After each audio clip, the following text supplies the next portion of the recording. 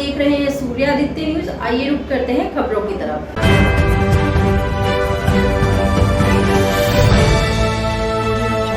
Delhi EVM हटाओ संयुक्त मोर्चा ने एक प्रेस कॉन्फ्रेंस का आयोजन किया।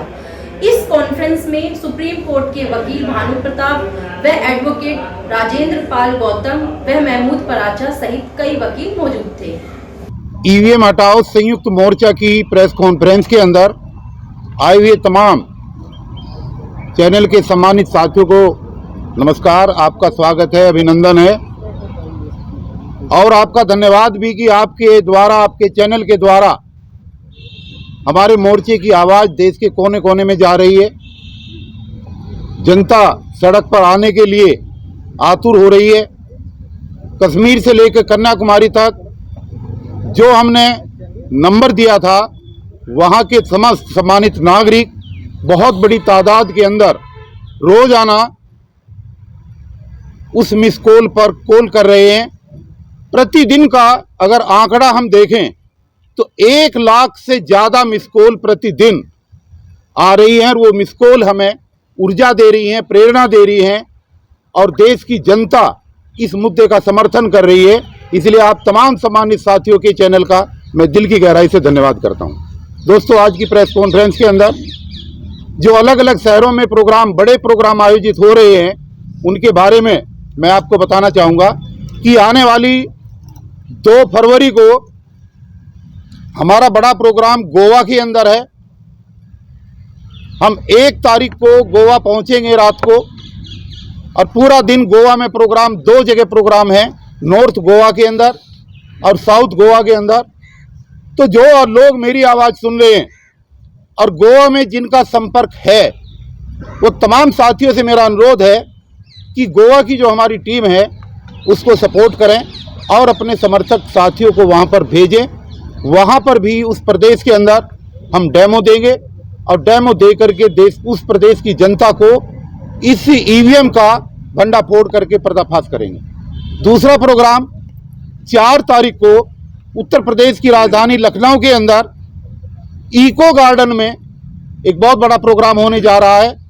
इसलिए उत्तर प्रदेश के तमाम वो सम्मानित साथी जो बार बार हमें टेलीफोन कर रहे हैं अलग अलग शहरों से और जो आज की प्रेस वार्ता के माध्यम से ये आवाज़ सुन रहे हैं, उन तमाम जिलों के वो तमाम साथी जो हमें अप्रोच कर रहे हैं कि हम प्रोग्राम अपने यहाँ कराना चाहते हैं, उन तमाम साथियों से मेरा आग्रह है कि लखनऊ के अंदर होने वाले इस बड़े प्रोग्राम में इको गार्डन के अंदर 4 फरवरी को वो शिरकत करने के लिए आएँ और वहीं से फिर हम जो अलग अलग शहरों की भूमिका है वहाँ का कार्यक्रम हम वहाँ से घोषित करेंगे और हम बताएंगे कि तमाम उत्तर प्रदेश के सभी जिलों के अंदर कब और किस समय वहाँ के जो चुनाव के कार्यालय हैं, कैसे वहाँ पर धरना देना है, कैसे वहाँ पर आगे आंदोलन शुरू करना है।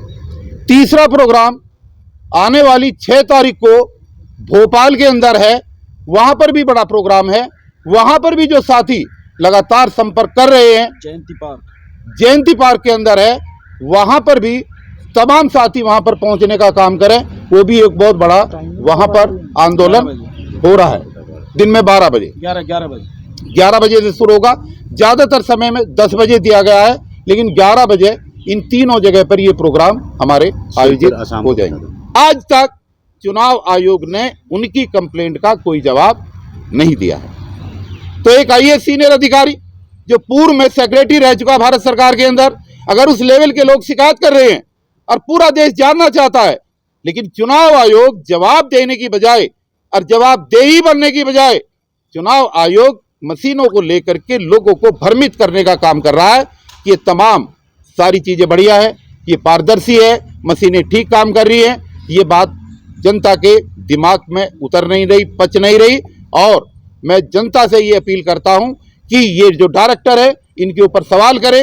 ये जो एक गिरोह है, डायरेक्टर भी मैं तो कहूँगा गिरोह है, ये एक सुनियोजित षड्यंत्र के तहत बनाया गया गिरोह है जो इन मशीनों को संचालित कर रहा है।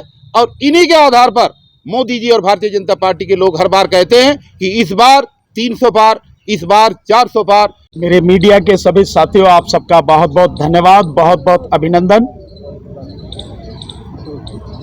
इतना तो आप समझ ही गए होंगे अब, जो आदरणीय डीसी कपिल साहब ने खुलासा किया है कि इलेक्शन कमीशन ऑफ इंडिया नहीं रहा, ये इलेक्शन कमीशन ऑफ मोदी बन चुका है। Election commission of Modi. और जो BEL है, भारत इलेक्ट्रॉनिक्स लिमिटेड, ये BEL बन गया है बीजेपी इलेक्ट्रॉनिक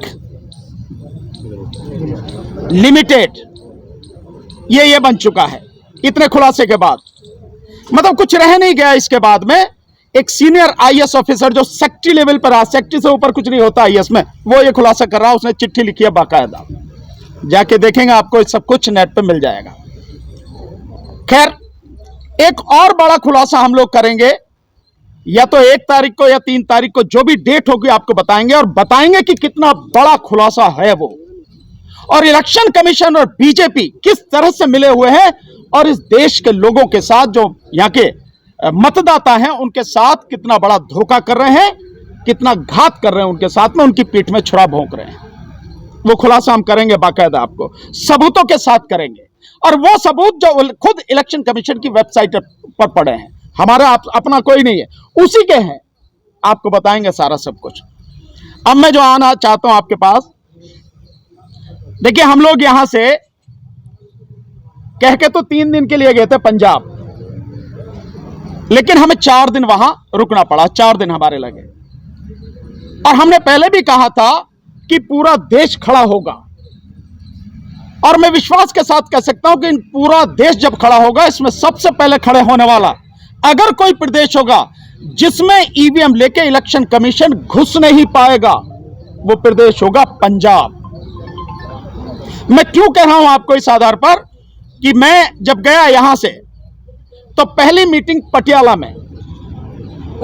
में एक बहुत मजबूत साथी हैं जो एडवोकेट हैं, और बहुत ही लड़ने वाले, संघर्ष करने वाले साथी हैं, प्रभजीत पाल सिंह।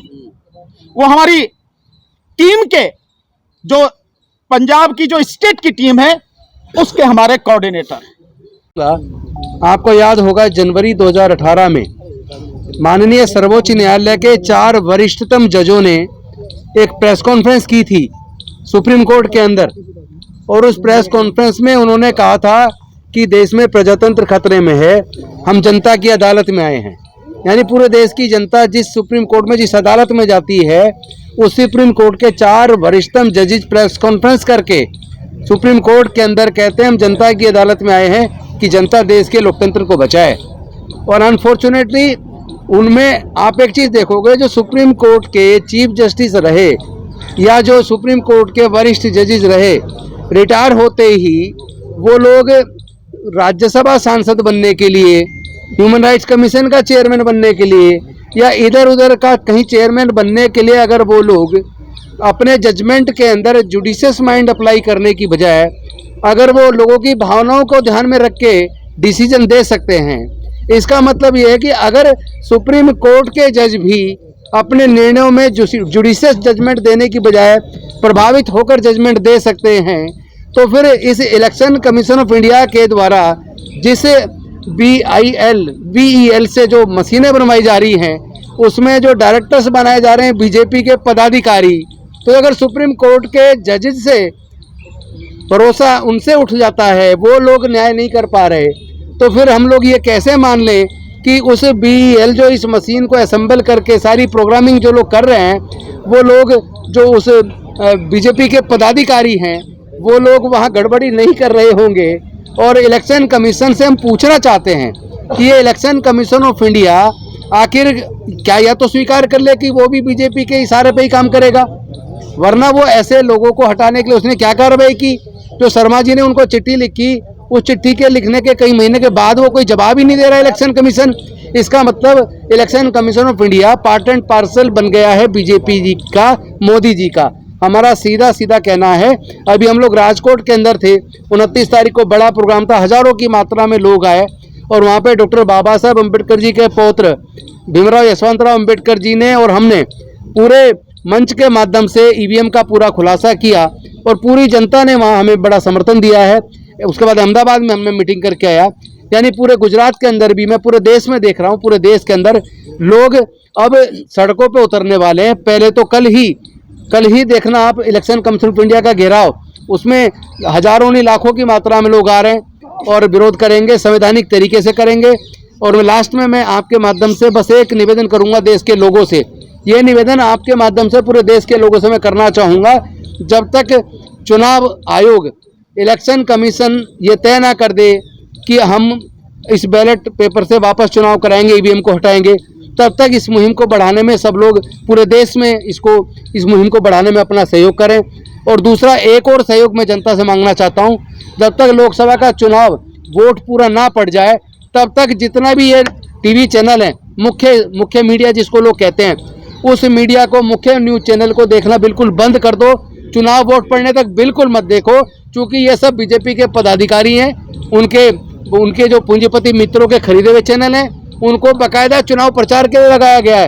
एक तरफा सारी रिपोर्टिंग करके माहौल बनाने का काम करेंगे, क्योंकि जनता उनसे तंग आ चुकी है, बीजेपी से उनको वोट नहीं दे रही है।